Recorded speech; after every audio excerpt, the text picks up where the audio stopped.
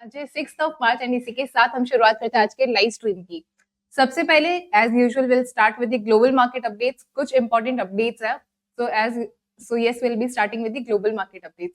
बात करूं अगर चाइना की, तो यस वहां के पीएमआई नंबर्स यहाँ पे आ चुके हैं। उन्होंने ऑलरेडी पीएमआई नंबर्स यहाँ पे अनाउंस कर दिया। जो प्रीवियस मंथ थे या जो मार्केट एक्सपेक्ट कर रहा था उससे काफी कम यहाँ पे पीएमआई नंबर्स यहाँ पे आए हैं।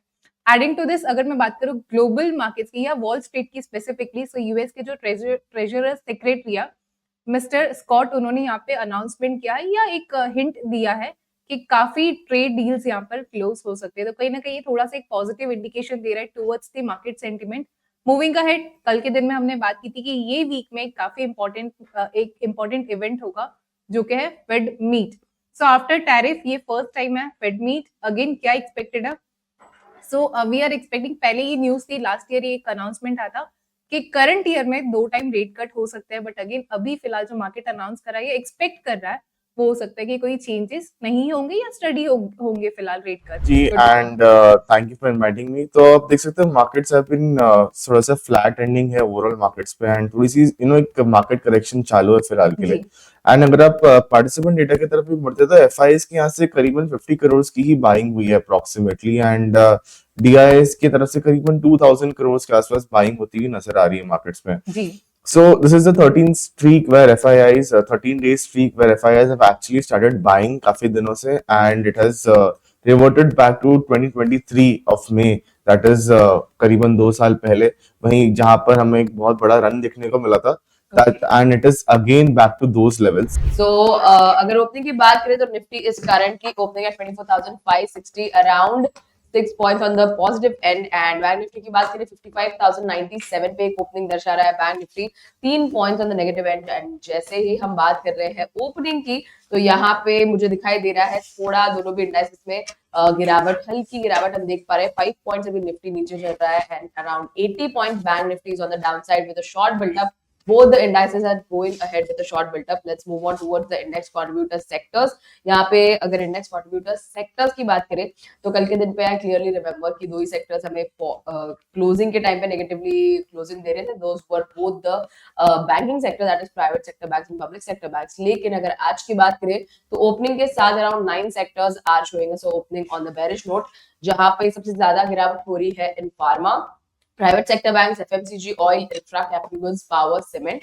सो इन सारे सेक्टर्स में फिलहाल के लिए हम ओपनिंग के साथ ही गिरावट देख पा रहे हैं। तो एचएएल पे दी गई trade by Manish sir, that is a bull call spread, वहां पे मुझे एक अच्छा प्रॉफिट देखने को मिल रहा है। 6500 का टारगेट था, अभी देख सकते हैं ऑलमोस्ट 6300 बन चुका है। तो आई थिंक कि यहाँ पे ये ट्रेड का सजेशन रहेगा कि you can square of this trade. Almost हम प्रॉफिट पे आ चुके हैं, एंड वही अगर कोई ट्रेडर है जिनको रिस्क लेना है, they can start trailing this particular trade. But काफी अच्छी ट्रेड थी, I think we can book this particular trade. आज का भी मार्केट मुझे थोड़ा सा जिस तरह से है फ्लैट मूव पे रहना चाहिए, फ्लैट डाउन साइड में। अगर थोड़ी सी निफ्टी इंडेक्स की मैं बात करूँ जी, तो मार्केट में थोड़ा सा बैंक निफ्टी में वीकनेस थोड़ी ज्यादा मिलती है। कल से भी हमने मोमेंटम देखे थे, राइट, हुआ था बैंक निफ्टी में नेगेटिविटी रही थी अराउंड द क्लोजिंग में, सो रीजन रहा था कि उसको बैंक का जी के बाद उसमें इम्पैक्ट रहा था। मुझे लगता है कि आज तो मैं स्लोप के व्यू से एग्री करूंगा। लास्ट 2 सेशंस में तो मैं बुलिश था, लेकिन आज मैं थोड़ा बेरिश साइड ही मार्केट को देख रहा हूँ। Okay, and so actually last 2 days I'm expecting a sideways movement and then continuation of bearish. So हमें कल तो sideways देखने को मिला। आज मार्केट ने इनिशियली थोड़ा सा बेरिश मोमेंटम दिखाया, लेकिन फिर वो वही साइडवेज की तरफ आगे बढ़ रहा है। And reason being sideways is क्योंकि अभी जो फंडामेंटल्स चल रहे हैं वो बहुत मिक्स्ड चल रहे हैं। सी एक साइड पे आप देख रहे हो कि चाइना एंड यूएस के बीच टैरिफ वॉर के वजह से इंडिया को बेनिफिट बनता हुआ दिखाई दे रहा है। करेक्ट, डायरेक्ट कंपटीशन दिख रहा है कि इंडिया को बेनिफिट वहां से मिल सकता है। बट दूसरे साइड जो ये पुलवामा अटैक हुआ, इसके वजह से अभी बहुत ज्यादा टेंशन चल रही है। एंड तो उससे क्या होता है, एक इन्वेस्टर के दिमाग में क्या आता है, अगर आप देखोगे अब से आप मैं बात करूं तो 6-7 महीने पहले देखिए, यूजुअली मार्केट्स जब वोलेटाइल भी रहती थी तो यूजुअल गैप्स निफ्टी में आपको देखने को मिलते थे 150 पॉइंट्स, 200 पॉइंट्स। बट रिसेंट में क्या हुआ है कि हमें कम से कम 2 से 3 बार 6 महीने में 400 पॉइंट्स के गैप डाउन और गैप अप देखने को मिले। करेक्ट। सिमिलरली बैंक निफ्टी में तो अभी टैरिफ वाले न्यूज पे 2000 प्लस पॉइंट्स का गैप देखने को मिला। जी। सो ऐसे इंसिडेंट्स जब होते हैं ना, तो एक्चुअली एक बहुत बड़ा इम्पैक्ट पड़ता है साइकोलॉजी पर एक Okay. इन्वेस्टर के, अगर वो उसके अपोजिट डायरेक्शन में होता है तो।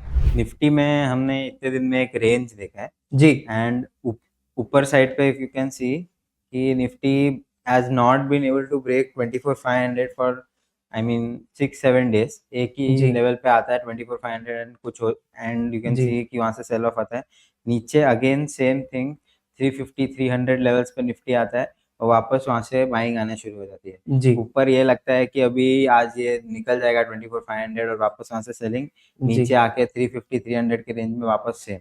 जी तो करंटली निफ्टी उस रेंज में ही है। तो सर जैसे कि अगर हम निफ्टी बैंक निफ्टी को देख लेते हैं तो निफ्टी जो एक इम्पोर्टेंट 24,350-55 समथिंग करीब, उसके Right. Near by last 6 of April के करीब आपका वो ट्रेड हो रहा है। और बैंक निफ्टी भी अपने लाइफ टाइम हाई का जो प्रीवियसली ब्रेकआउट था, वापस उस लेवल को रिटेस्ट करने की कोशिश कर रहा है।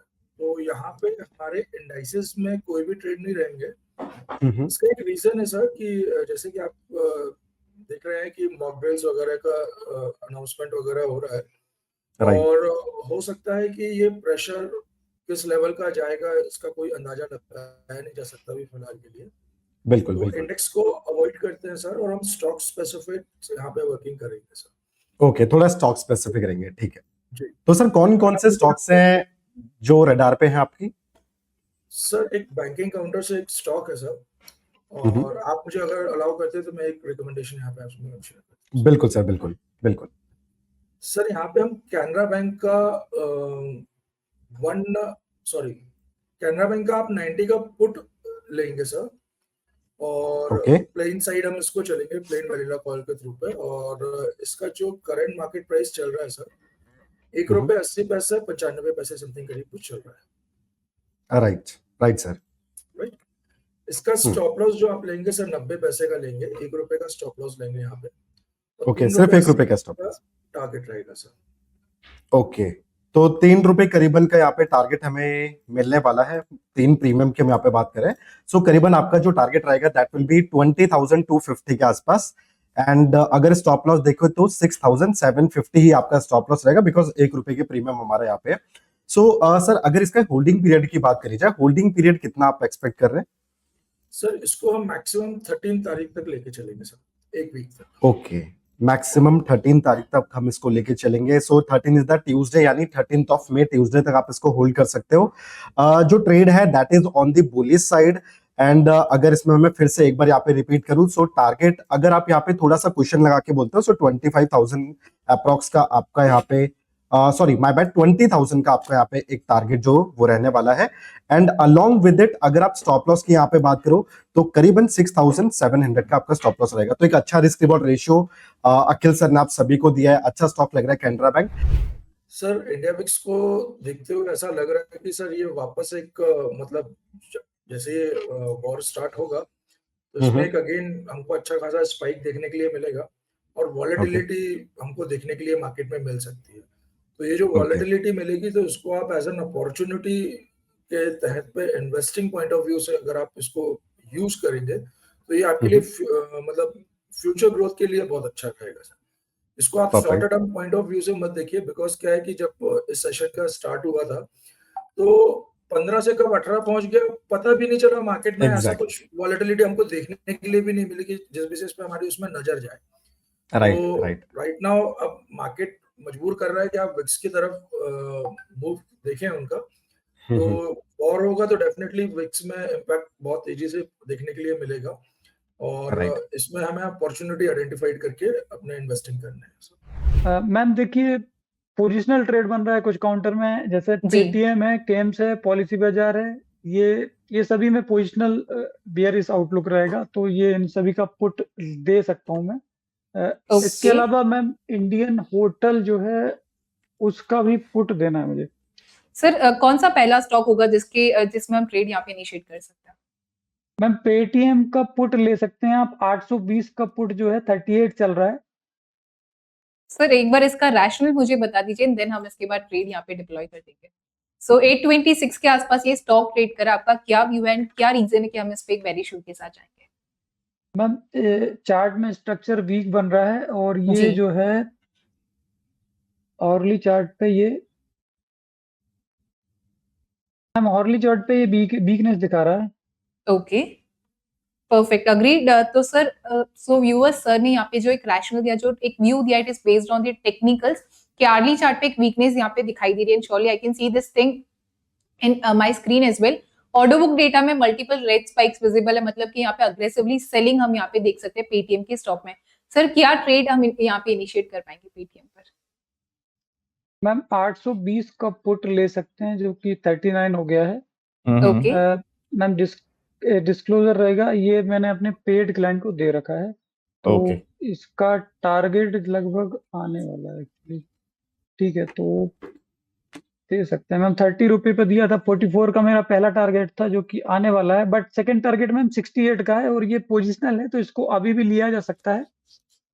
ओके, ओके सर, तो करीबन 30 पॉइंट का आप अप मूव देख रहे हो उसमें, that is what you are trying to देखिए, से।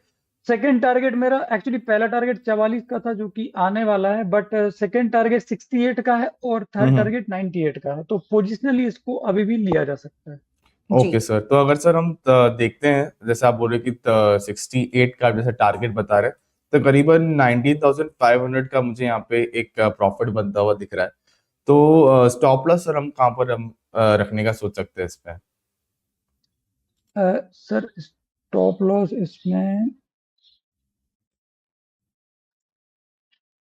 इसमें स्टॉप लॉस 28 का रख सकते हैं। 28 का एक 28, सो स्टॉप लॉस करीबन 10 रुपए यहाँ से नीचे, तो करीबन 6,500 का यहाँ पे हम स्टॉप लॉस लेकर चल रहे हैं।